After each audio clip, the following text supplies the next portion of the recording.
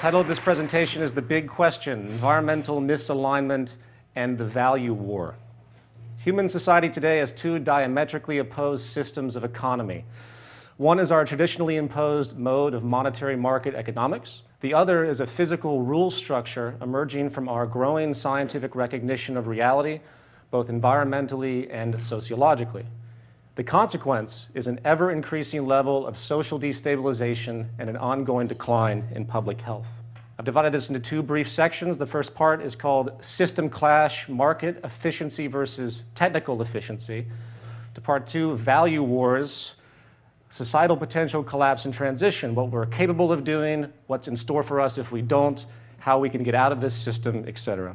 Before we begin, part one, economy. What is economy? It's defined in Greek as the management of a household, a definition that's often lost. To economize, what does that mean? It means to increase efficiency. Keep that in mind.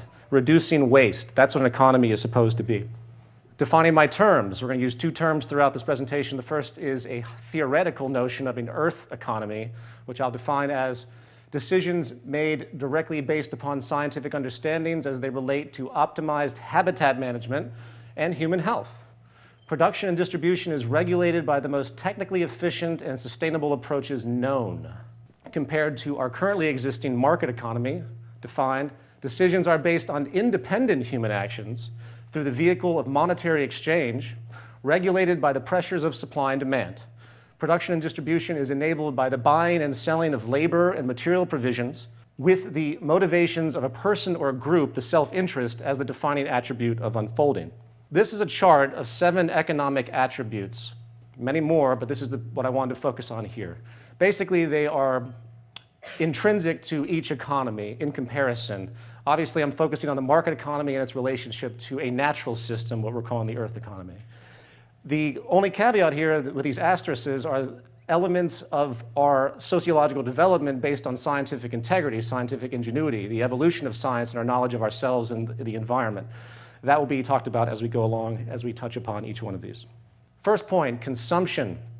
In a market economy, the entire thing is based on consumption. The only reason that you're wearing clothes, the only reason you're eating, the only reason that you have a home is because someone somewhere is buying a service or getting a service, exchanging money in some form, and consuming. That's what this system is. What does the natural world have to say about that? What does an earth economy have to say? Well, in all reason, the earth is a finite closed system. Preservation, not consumption, should be the ethos. If you lived on an island with a small group of people and you had a finite amount of resources with a natural generation of growth, a very simplified society, would you decide to make an economic system that tried to use that up as fast as possible? No, and I'm afraid the Earth is an isolated island in a vast sea, cosmic sea, if you will, and is a lot smaller than we think. Point two, obsolescence. The market system is driven explicitly by obsolescence. Two, intrinsic obsolescence. Intrinsic obsolescence being the use of cost efficiency, meaning that every good produced has to be inferior the moment it's made because the corporate institutions must save money at the very beginning of production to remain competitive against everyone else that's competing. Planned obsolescence, which is much more insidious, which is basically a form of fraud, even though it's completely codified and formalized as a marketing tactic, basically designs goods to break down under the assumption of repeat purchases. And it's truly amazing that this exists at all. And what does nature have to say about this? Well, building upon what we've just stated, it's environmentally irresponsible to design goods to fail or allow them to fail unnecessarily. That is basically offensive. We need optimum design to have things last, survive. Point three, property. The ownership metaphysic is a core premise allowing controlled restriction of resources and goods. I say metaphysic because property isn't real. There's no such thing of ownership in the broad scheme, not either intellectual or physical goods. It's all transient.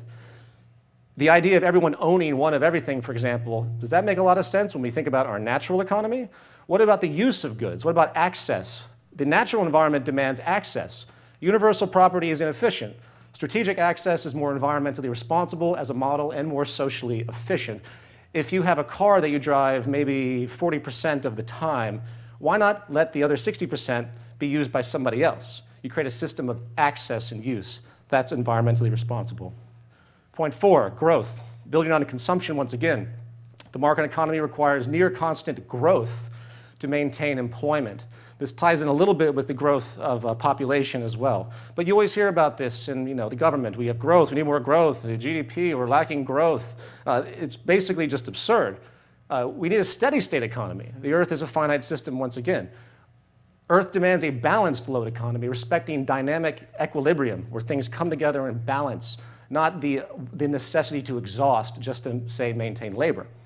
Point 5, competition. This inches into our new sociological developments that aren't talked about enough.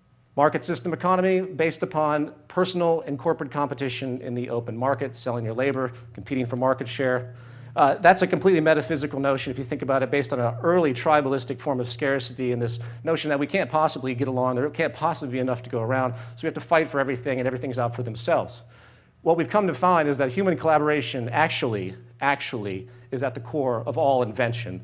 It's called usufruct. And psychological studies now show long-term distortion with a competitive view. The great amount of distortion, corruption, crime you see, all you hear, the headlines, white collar, blue collar, all comes from this primitive notion of a competitive environment, and nothing is held as sacred. Point 6, labor for income. Human survival is today contingent upon one's ability to obtain employment and enable sales. That's your right to life. If you can't get labor, you might as well die because you don't serve an economically efficient role. What does this mean to our development in science and technology? Mechanization is incredible. The advent of automation is making human employment more scarce at a minimum and possibly obsolete entirely. Mechanization is also more productive and efficient than human labor, which means it's socially irresponsible for us not to mechanize and enjoy the fruits of the abundance and ease and safety it can create. Scarcity and imbalance. Contrary to what most think, money and the movement of money that generates consumption economy is explicitly based on imbalance and inefficiency. It's really an inefficiency economy, an anti-economy. The poverty you see, everything in the disimbalance, that's not just some byproduct or a result of some greed institution or something like that. That is inherent to the system. The system wouldn't work if it was efficient and there was a balance in any element of human survival. Why would we want that? Abundance, equality. New sociological studies have found that equality is much more positive to public health. You compare the United States, a highly stratified society with deep imbalance, to Norway and Sweden that have much less levels of stratification. The public health in those less stratified societies blow us out of the water. Why not work to create an abundance through all these mechanisms of efficiency that technology now enables to meet human needs, reduce crime, all sorts of other obvious sociological phenomena. Spectrum of social disorder, and there it is. You have a macro socioeconomic system, macroeconomic element that is basically funneling out this distortion from childhood all the way through every level of sociological exhibition, if you will. And everything you see is coming from this very sick distortion premise of economy. My interest, ultimately, relationship of macroeconomics to sociology. Part 2, change, value wars, societal potential, collapse, and transition.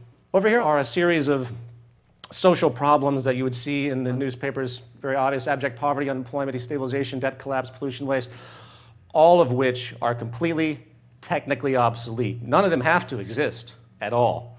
At minimum, they could be reduced to a very core degree, those that are a little bit more subjective. Removing the environmental and sociological inefficiency inherent to the market and simply applying modern scientific understandings resolves or greatly reduces all of these issues. That is our potential.